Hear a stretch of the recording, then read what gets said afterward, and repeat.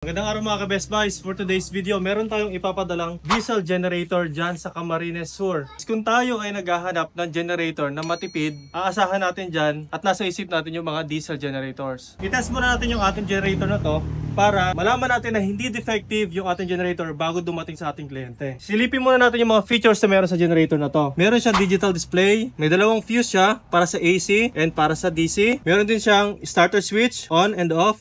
Pwede dito mag-start at pwede rin sa ating remote control.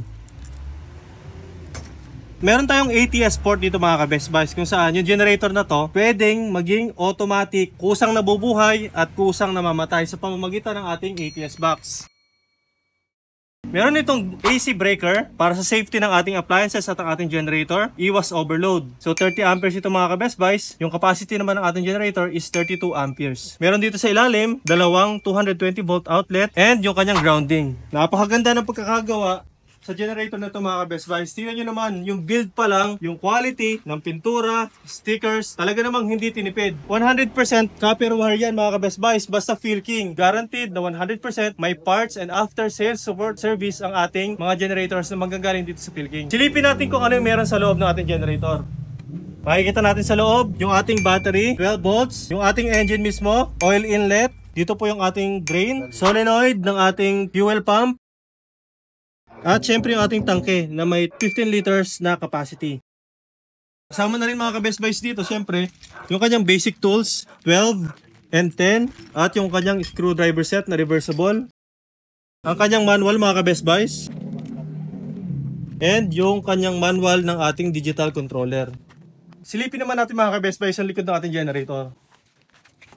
So nandito yung mga essential parts din ng ating generator. Napakaluwag ng working space natin, kaya napakadali din mag-maintenance nito. Makikita nyo dito yung ating solenoid starter. Ito po yung isa sa madalas palitan kapag laging ginagamit yung ating generator. Siya yung nagkakasa ng starter natin doon sa flywheel ng generator natin. Siya ang nakaka-receive ng stress galing sa battery sa pagpasok at paglabas kapag nag-i-starting tayo. Kahit remote or kahit key switch, basta in-start natin yung generator, lagi itong gumagana. Kaya isa ito sa nakita namin, madaling masira or subject for regular checking and maintenance. Pwedeng palitan anytime. Mahaba naman yung warranty ng ating generator. 2 months or 100 hours. Papalitan natin anything na masira within that warranty period. Ipapadala na lang namin yun sa inyo. Makikita rin natin dito mga ka-Best Buys yung kanyang charger para sa baterya natin kapag tumatakbo yung ating generator, nagcha-charge ng kung sana yung ating battery. It's so happy ng mga ka-Best Buys na kapag gumamit tayo ng ATS, kahit naka-standby mode yung ating generator, hindi siya gumagana. Trickle charge ng ating ATS yung ating battery para anytime na mawala ng kuryente, full charge yung ating baterya. So yun yung kagandahan mga ka-Best Buys sa may ATS. Bukod sa automatic siya nabubuhay at automatic na mamatay, itina-charge niya rin yung system ng ating generator. Ito naman po yung kanyang AVR.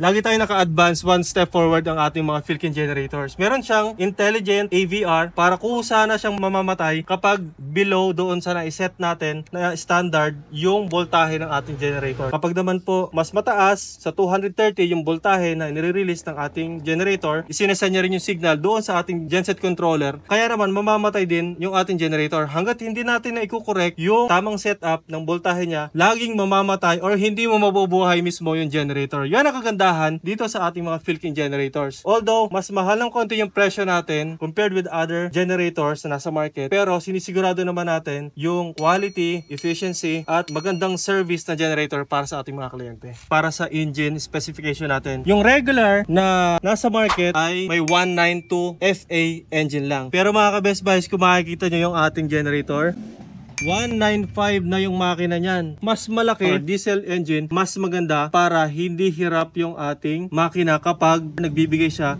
ng 100% na capacity na nire-require ng ating mga kliyente. Mas malaki yung displacement ng generator, mas maganda at mas efficient yung binibigay na power nun. Nandito na tayo sa pinaka-exciting na part. Gamitin natin yung kasama sa package ng generator only. Unahin natin yung ating remote.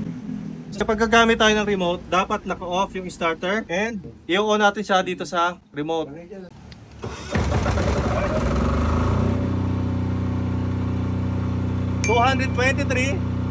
00 yung power consumption, 62 Hz. Bababa pa yan mga ka-Best Buys kapag may load na yung ating generator. I-off naman natin siya mga ka-Best Buys. Napaka-easy lang, di ba? Susunod naman mga ka-Best Buys, gamitin natin yung starter switch. I-on muna natin. So hayaan muna natin mag-rest dyan sa on bago natin i-start para ma-energize muna yung linya.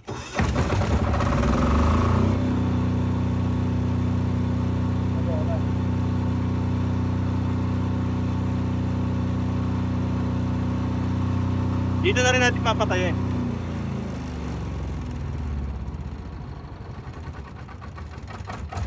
So ganoon lang kadali mga ka-Best Buys. Huwag niyong kalimutan na kapag gagamitin niyo itong generator na to, dapat nakasaksak yung ating mga terminals kasi nagcha-charge yung ating generator. Kapag naman hindi na natin gagamitin yung ating generator, dapat yan ay naka-disengage dahil wala kayong ATS. Paalala lang mga ka-Best Buys, bago natin i-start yung ating generator, regularly check natin na dapat may langis yung ating crank o yung ating makina. Dapat naka-on ito, dapat may crudo yung ating generator, yung ating fuel system dapat ay laging kargado ito. Dapat hindi umaabot dito yung basyo ng kanyang hangin. And syempre, dapat nakakonect yung ating dalawang terminal. Wag magbabaliktad ang positive sa negative mga ka-Best Buys dahil mag-iiba yung rotation ng ating makina.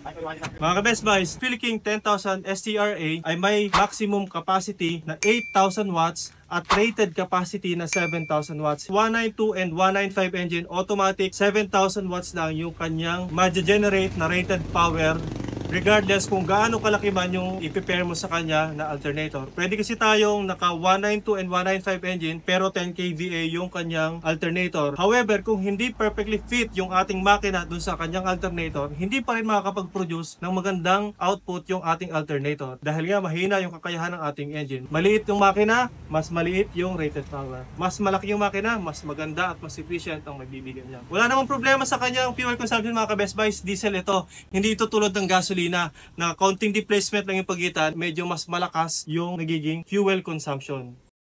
Ang presyo ng generator na to ay 75,000 pesos kung siya ay may ATS. Pero kung walang ATS, 65,000 pesos only. Kapag bibili nyo naman po na separate yung ating ATS, ay nagkakahalaga naman ito ng 12,000 pesos. Maraming salamat sa inyong panonood mga ka-Best Buys. Para sa inyong mga orders, comments, and suggestions, maaari kayong mag-text o tumawag sa aming cellphone number na magpa-flash dyan sa inyong screen. Bisitahin ang aming Facebook, YouTube, and TikTok for more videos. Maraming salamat mga ka-Best Buys. Mag-ingat po tayo palagi and God bless po.